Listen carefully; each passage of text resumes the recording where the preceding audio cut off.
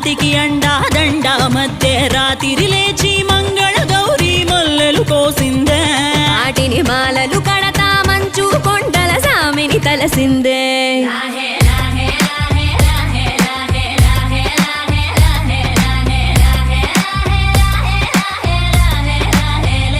మెల్లో మెలికల నాగుల దండ బలపుల వేడికి ఎగిరి పడంగా ఉంటి ఈ బూది జల జల రాలి పడంగా సాంబడు కదిలిండే